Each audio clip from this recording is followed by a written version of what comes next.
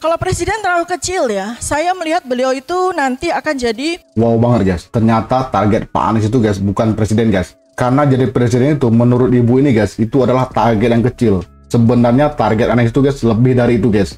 Apakah target Anies yang sebenarnya guys? Makanya jangan di skip dulu guys. Ibu ini adalah saingan sekaligus sahabat Anies ketika waktu SMA dulu guys. Nah, jadi penasaran banget kan? Makanya yuk langsung aja kita tonton bareng-bareng sekarang guys. Saya adalah sahabat beliau dari kecil. Kami teman SD, udah sama-sama juara ini dan itu. Cantik banget ibunya guys. SMP-nya beda, tapi kami tetap bersahabat. Kami ketemu di SMA 2 Yogyakarta.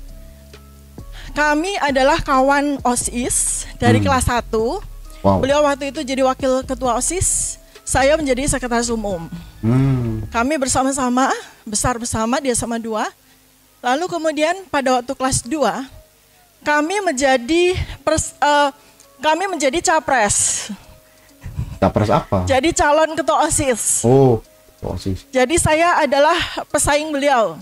Beliau adalah pesaing saya. Tapi saya tahu di situ bahwa kan saya kurang dibanding Mas Anies waktu itu. Kenapa? Posisi saya tidak menguntungkan karena ketua OSIS sebelumnya perempuan. Sebagaimana lazimnya di sekolah kami, biasanya suka gantian.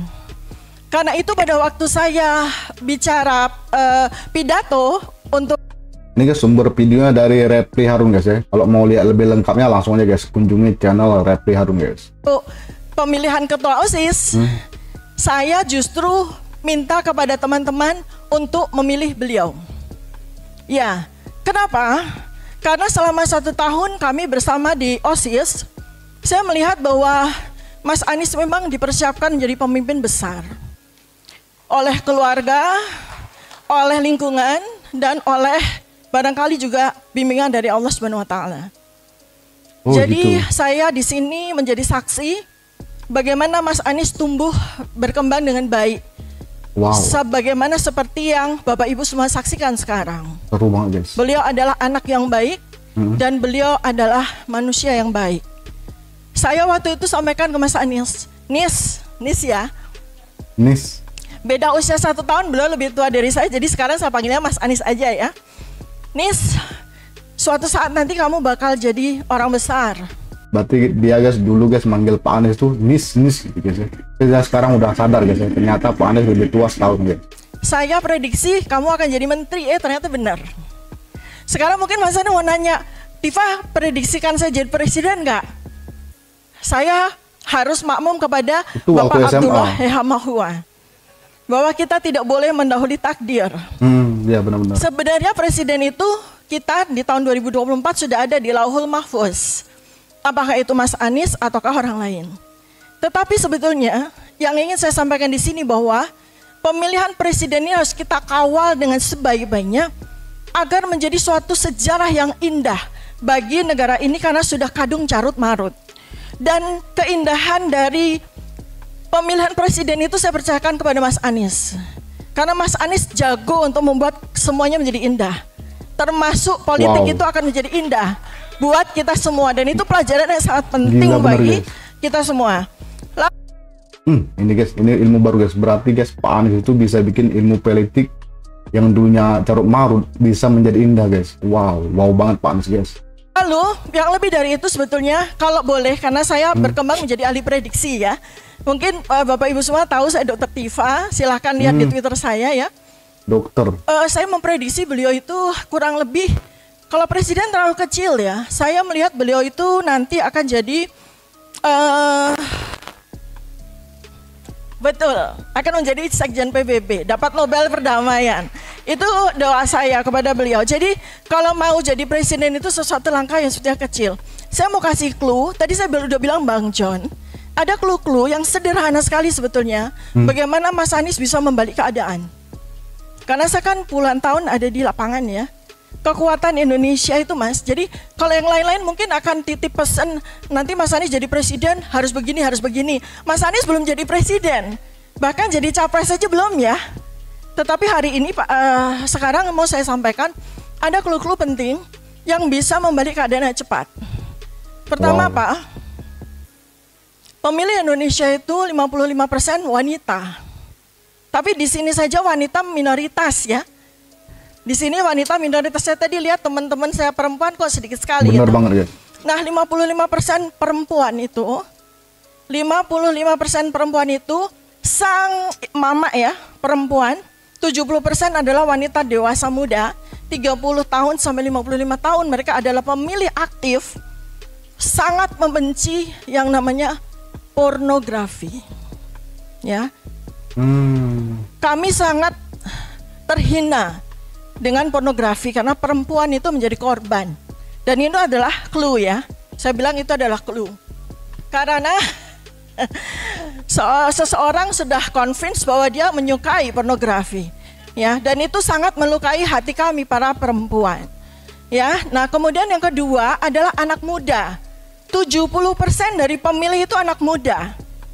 Anak muda ini adalah orang-orang yang sangat butuh inspirasi. Wow. Mas Anies adalah inspirasi yang tepat. Bukan Mas Aniesnya Mas, tetapi Mutiara, Kaisar, Mikael, Ismail. Itu inspirasi yang luar biasa. Karena mereka adalah produk dari pendidikan seorang ayah yang berhasil. Dan ini sepertinya oleh teman-teman belum explore dengan baik. Ngeri banget. Kita lihat kan bahwa calon-calon presiden yang lain sudah dari dulu menjadikan itu sebagai senjata dan itu berhasil. Mas Anies nggak perlu bergaya pakai motor, pakai jaket bomber dan sebagainya, nggak perlu. Karena Mas Anies itu udah punya suatu stereotip kebapakan ya. Jadi nggak perlu harus ganti baju yang aneh-aneh seperti naik motor moge dan sebagainya, nggak perlu. Mas Anies perlu menunjukkan saja kepada anak muda, saya akan menjadi ayah kalian. Wow. Yang akan mendidik kalian sama seperti saya mendidik anak-anak saya, gitu ya. Lalu anak muda itu butuh dimengerti. Mereka itu butuh dimengerti karena terus terang, anak-anak muda sekarang ini praktis yatim piatu. Kenapa saya bilang anak-anak muda ini praktis yatim piatu?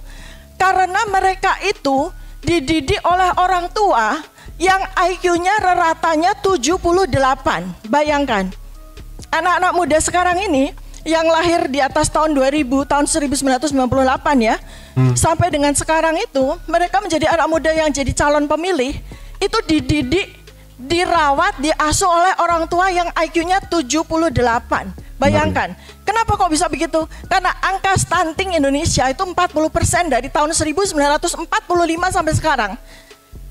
Artinya anak-anak muda dilahirkan dari orang tua dengan IQ rata 78.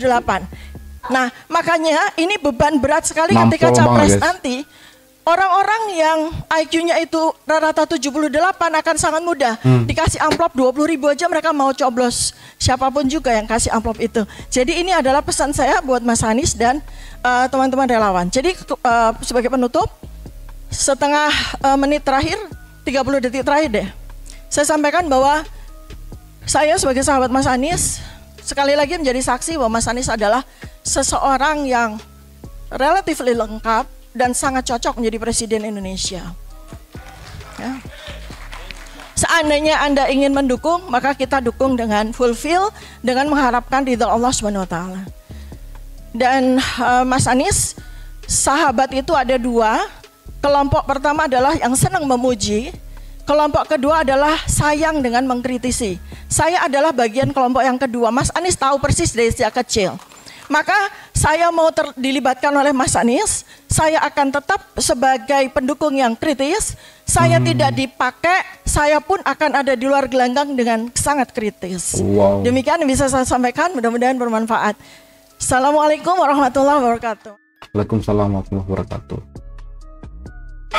Keren banget guys isinya guys. Ternyata ibu ini adalah pesaingnya Pak Anies dulu guys waktu SMA. Berarti ibu ini dulunya cerdas banget guys ya, bukan kaleng-kaleng guys ya. Ternyata menurut dia dan menurut visi-visi mereka waktu muda dulu, ternyata Pak Anies guys bukan sekedar presiden doang target dia guys ya. Berarti target Pak Anies adalah menjadi sekjen PBB guys ya. Ini benar-benar di luar dulu guys ya. Ini sesuai dengan pepatah Pak Anies guys, yaitu lebih baik gagal daripada berhasil tapi dengan target yang rendah. Mungkin ini salah satu guys ya.